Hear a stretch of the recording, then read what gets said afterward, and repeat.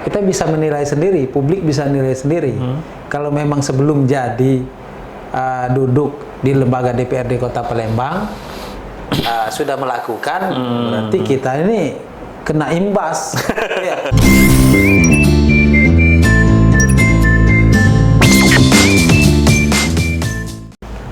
Assalamualaikum warahmatullahi wabarakatuh. Waalaikumsalam warahmatullahi. Kembali lagi pemirsa Palpres Official Channel YouTube. Kita hari ini akan membahas tentang seputar kinerja anggota DPRD Kota Palembang terkait masih dalam suasana pandemi COVID-19.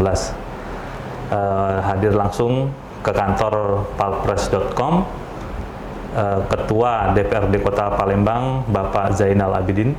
Selamat siang, Pak Zainal. Siang, Mas Tri.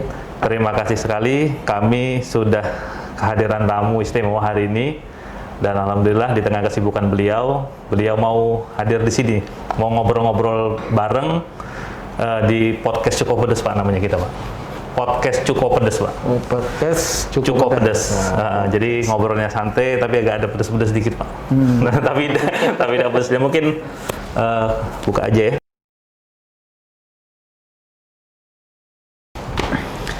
Kita udah dihadiri Pak Zainal. Kita akan dengar nanti ngobrol-ngobrol dengan beliau seputar tugas dan kinerja DPRD Kota Palembang. Mohon izin, Pak, ini terkait mungkin oknum ya di DPRD Kota Palembang yang terkait masalah hukum, masalah narkoba kemarin, Pak. Mungkin Bapak Kak Zainal selaku Ketua DPRD ini mungkin punya beban moral juga ya terkait ada anggota DPRD yang seperti itu. Karena kan ini ibarat kita di rumah tangga, Pak. Di anggota tubuh kita satu yang kena kan kita juga terasa galau. Mungkin ada imbas positif negatifnya apa, Pak, mungkin dari kasus kejadian dari oknum seperti itu, Pak. Ya.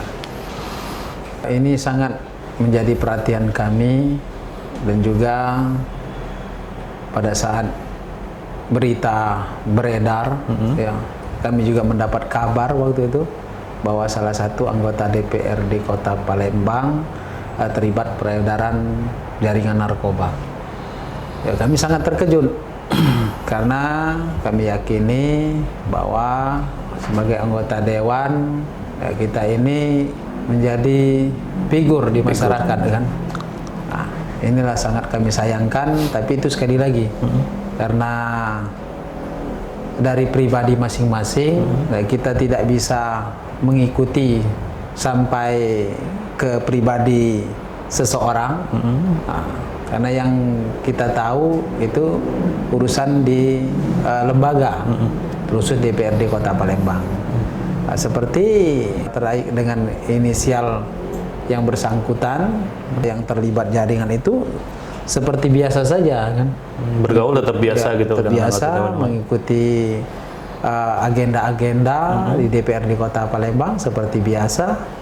Kemudian dalam segi ini yang kami lihat, segi keagamaan sesuai dengan agama yang dianut rekan kami tersebut ya lebih religius kan, dan juga ini juga bukan dari kami sendiri melihatnya, rekan-rekan yang di komisi yang bersangkutan menyampaikan juga demikian ya.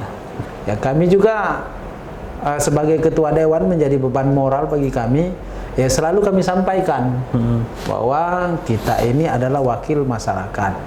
Ya, kalau disebut dewan yang terhormat kadang.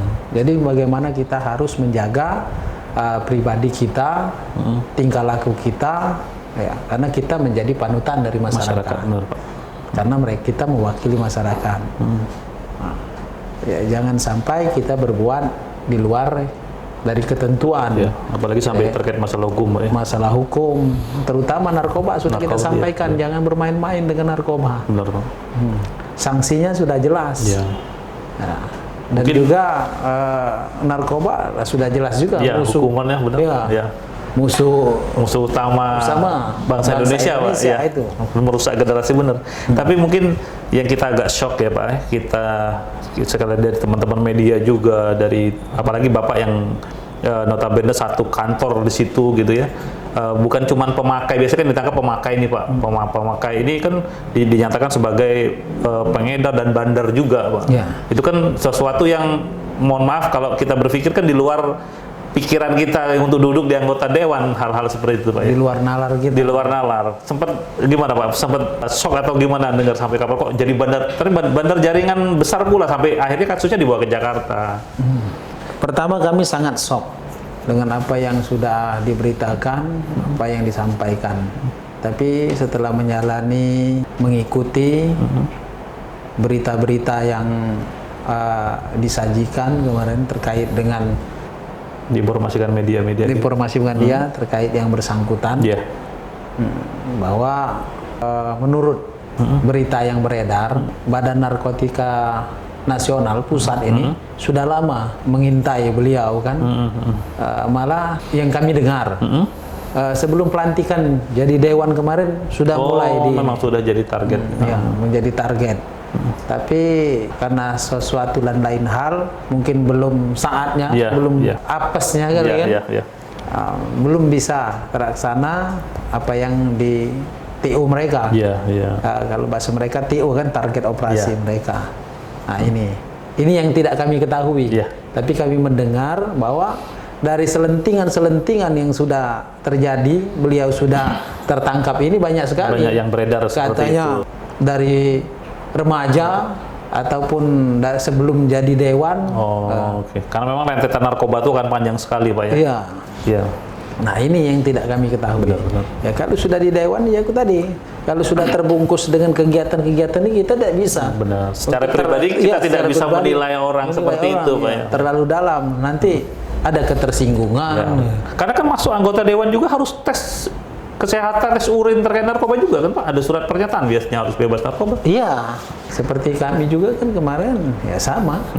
Ada tahapan-tahapan untuk menjadi seorang calon legislatif. Kan? Dan itu dilakunin semua Pak ya? Harus memenuhi persyaratan semua untuk bisa masuk ke situ kan? Jadi kalau untuk seleksi sebenarnya udah sangat ketat Pak ya? Iya, tapi kan kalau apa yang telah sampaikan dengan berita-berita yang telah beredar ini, ya kita bisa menilai sendiri, publik bisa menilai sendiri. Kalau memang sebelum jadi duduk di lembaga DPRD Kota Palembang sudah melakukan, berarti kita ini kena imbas. Jadi sebenarnya sedikit banyak nama baik dewan tuh ikut terseret di situ Pak ya? Ikut tercoreng. Harapan kita kemarin kalau bisa kita berharap sebelum pelantikan kemarin. Ya, jadi tidak membawa ranahnya anggota dewan, benar Pak. Ini sudah terjadi.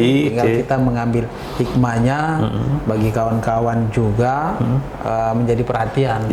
Sebagai tidak bisa memandang kita sebagai anggota dewan. Hukum ini tidak berlaku. Benar. Mana yang salah itu yang dihukum. Siapapun tidak kebal hukum Pak ya. Siap-siap menanggung resiko. Benar. Oke.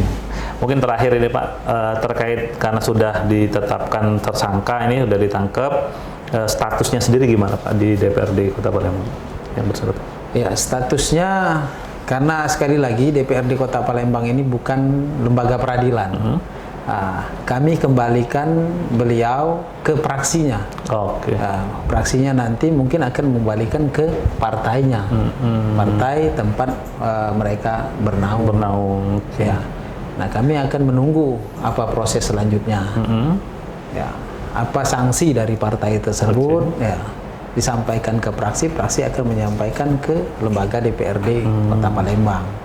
Tapi kita ikuti dulu, kita hormati proses hukum yang sedang berjalan. Jadi kita tunggu kekuatan hukumnya tetap dulu, baru kita ambil langkah selanjutnya Pak ya. Jadi semuanya diserahkan lagi ke fraksi, ke partai yang bersangkutan gitu Pak. Oke, mungkin banyak yang bertanya-tanya nih terkait kelanjutannya. Mungkin biarlah itu proses hukum tetap berjalan terkait masalah oknum seorang anggota dewan tadi Pak ya. Biarlah berjalan, nanti setelah ada ketetapan hukum yang pasti, baru nanti mungkin DPRD Kota Palembang akan bersidang lagi, mungkin ada pengganti selanjutnya dari posisi yang ditinggalkan. Mungkin itu permisa, jadi kurang lebihnya itulah informasi yang bisa kami sampaikan. Ada beberapa topik lagi yang lain yang bisa kita bahas lagi dengan teman-teman dari anggota Dewan. Terima kasih Kak Zainal sudah sampai ke sini. Ya. Di tengah kesibukan beliau bisa hadir. Nanti kita akan ketemu lagi di segmen Cukup Pedes berikutnya.